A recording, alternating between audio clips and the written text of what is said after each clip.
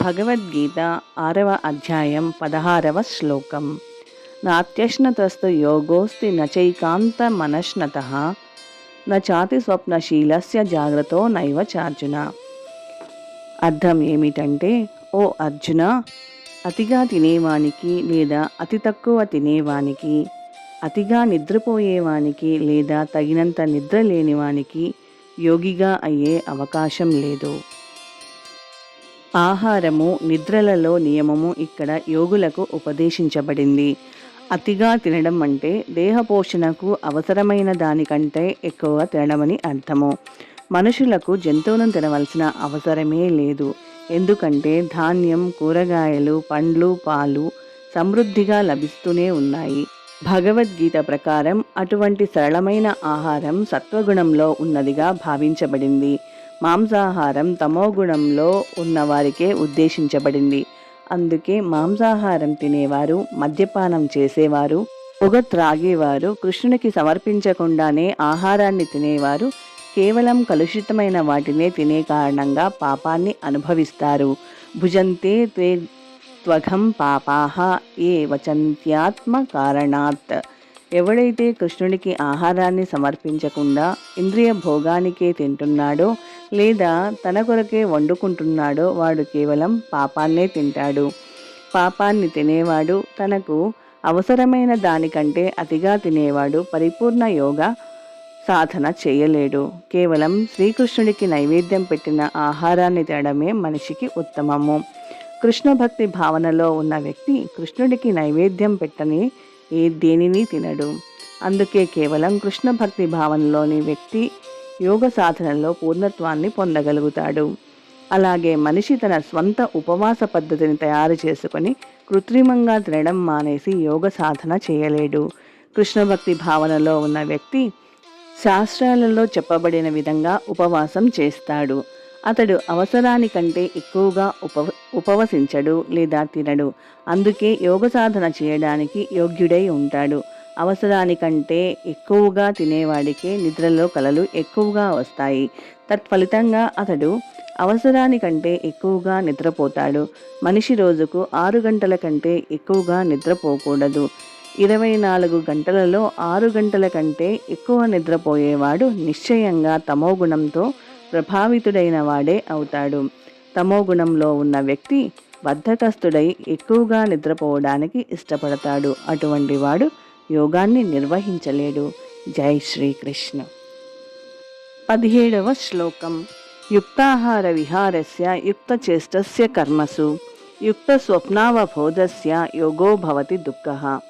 అర్థమేమిటంటే, ఆహారం, నిద్ర, విహారం, పనుల అలవాట్లను క్రమపరచగలిగిన వాడు యోగ సాధన ద్వారా సమస్త భౌతిక క్లేశాలను తగ్గించుకోగలుగుతాడు. దేహ అవసరాలనేటి ఆహారం, నిద్ర, రక్షణ, మైథునం అనే విషయంలో మితాన్ని మించడం యోగ సాధనలో పురోగతిని ఆటంకపరుస్తుంది. ఆహారానికి సంబంధించినంత వరకు మనిషి ప్రసాదం అంటే పవిత్రమైన ఆహారాన్ని తీసుకోవడం, అంగీకరించడం అలవాటు చేసుకున్నప్పుడు మాత్రమే అది క్రమంలో ఉంటుంది. భగవద్గీతను అనుసరించి శ్రీకృష్ణునికి కూరలు, పూలు, పండ్లు, ధాన్యము, పాలు మొదలైనవే సమర్పించాలి. ఈ ప్రకారంగా కృష్ణభక్తి భావనలో ఉన్న మనిషి మానవుడు తినడానికి ఉద్దేశించబడని ఆహారాన్ని అంటే సత్వగుణంలో లేనట్టి ఆహారాన్ని తీసుకోకపోవడంలో అప్రయత్నంగా శిక్షణను పొందుతాడు. నిద్రకు సంబంధించినంత వరకు కృష్ణభక్తి భావనలో ఉన్న వ్యక్తి కృష్ణభక్తిలోని తన కర్మల నిర్వహణలో సర్వదా జాగరూకుడై ఉంటాడు. అందుకే నిద్రలో అనవసరంగా గడిపే కాలం గొప్ప నష్టంగా భావింపబడుతుంది. అవ్యర్థ కాలత్వం. కృష్ణభక్తి భావనలోని వ్యక్తి భగవత్ సేవలో నెలకొనకుండా జీవితంలో ఒక్క నిమిషం గడిచిపోవడాన్నైనా భరించలేడు. అందుకే అతని నిద్ర మితంగా ఉంటుంది. ఈ విషయంలో అతనికి ఆదర్శనీయులు శ్రీల రూప గోస్వామి. ఆయన సర్వదా కృష్ణ సేవలో నెలకొని ఉండి రోజుకు 2 గంటల కంటే ఎక్కువ నిద్ర పోలేకపోయేవారు. ఒక్కొక్కప్పుడు అది కూడా ఉండేది కాదు. హరిదాస ఠాకూర్లు తమ నిత్య నియమములైనట్టి జపమాలతో 3 లక్షల నామజపం పూర్తి కానిదే ప్రసాదమైనా తీసుకునేవారు కాదు. క్షణమైనా నిద్రించేవారు కాదు. పనికి సంబంధించినంత వరకు కృష్ణ భక్తి భావనలోని వ్యక్తి కృష్ణుని ఇష్టానికి సంబంధించనిది ఏదీ చేయడు. ఆ విధంగా అతని కార్యం సర్వదా క్రమంగానూ ఇంద్రియ భోగంతో కలుషితం కాకుండానూ ఉంటుంది. ఇంద్రియ భోగం అనే ప్రశ్నే ఉండదు. కనుక కృష్ణ భక్తి భావంలోని వ్యక్తికి లౌకిక విరామం అనేదే ఉండదు.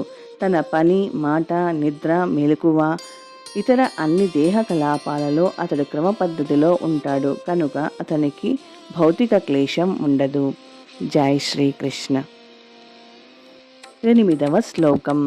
యదా వినియతం చిత్తమాత్మన్యేవావతిష్టతే నిస్పృహః సర్వకామేభ్యో యుక్త ఇత్యుచ్యతే తదా. అర్థం ఏమిటంటే, యోగాభ్యాసం ద్వారా యోగి మానసిక కలాపాలన్నింటినీ నియంత్రించి సమస్త విషయ కోరికలు లేనట్టి ఆధ్యాత్మిక స్థితిలో నిలిచినప్పుడు యోగంలో చక్కగా స్థిరుడైనట్లు చెప్పబడతాడు. అన్ని రకాలైన భౌతిక వాంఛలను, వాటిలో ప్రధానమైనది మైథున సుఖము, నిలుపు చేయడం అనే లక్షణాన్ని బట్టి యోగి కర్మలను సాధారణ వ్యక్తి కర్మల నుండి వేరు చేయవచ్చును. పరిపూర్ణుడైన యోగి మానసిక కలాపాలలో ఎంత చక్కగా నియంత్రణ కలిగి ఉంటాడంటే ఎటువంటి విషయ కోరికతోనూ అతడు కలత చెందడు. శ్రీమద్ భాగవతంలో చెప్పినట్లు ఈ పరిపూర్ణ స్థితి కృష్ణభక్తి భావనలో ఉన్న వ్యక్తులచే అప్రయత్నంగా పొందబడుతుంది. అంబరీష మహారాజు మొట్టమొదలు తన మనస్సును శ్రీకృష్ణుని పాదపద్మాలపై నెలకొల్పాడు. ఆ పైన ఒకదాని తరువాత ఒకటిగా అతడు తన వాక్కులను భగవంతుని దివ్యగుణాలను వర్ణించడంలో, తన చేతులను భగవన్ మందిరాన్ని శుభ్రం చేయడంలో, తన చెవులను భగవంతుని కర్మలను వినడంలో, తన కళ్ళను భగవంతుని దివ్య రూపాలను చూడడంలో, తన దేహాన్ని భక్తుల దేహాలను స్పృశించడంలో, తన నాసికను భగవంతునికి సమర్పించిన కలువ పూల సుగంధాన్ని వాసనను చూడడంలో, తన నాలుకను భగవంతుని పాదపద్మాలకు అర్పించిన తులసీ దళాన్ని రుచి చూడడంలో, తన పాదాలను తీర్థస్థానాలకు భగవన్ మందిరాలకు వెళ్ళడంలో, తన శిరాన్ని భగవంతునికి నమస్కరించడంలో, తన కోరికలను భగవంతుని కార్యాలను నిర్వహించడంలో నెలకొల్పాడు. ఈ దివ్య కార్యాలన్నీ విశుద్ధ భక్తునికి తగినట్లుగా ఉన్నాయి. ఈ ఆధ్యాత్మిక స్థితి నిరాకార మార్గాన్ని అనుసరించే వారికి స్పష్టంగా వివరింపరానిదే అయినా కృష్ణభక్తి భావనలో ఉన్న వ్యక్తికి అతి సులభము, ఆచరణీయమే అవుతుంది. పైన వర్ణింపబడినట్టి అంబరీష మహారాజు కార్యాలలో ఇది స్పష్టమవుతోంది. మనస్సు నిరంతర స్మరణ ద్వారా భగవంతుని పాదపద్మాల మీద లగ్నం కానిదే అటువంటి దివ్య కార్యాలు ఆచరణీయాలు కాబోవు. అందుకే భగవంతుని భక్తియుత సేవలో ఈ కార్యాలన్నీ అర్చనమని, అంటే ఇంద్రియాలన్నింటినీ భగవత్ సేవలో నెలకొల్పడమని చెప్పబడతాయి.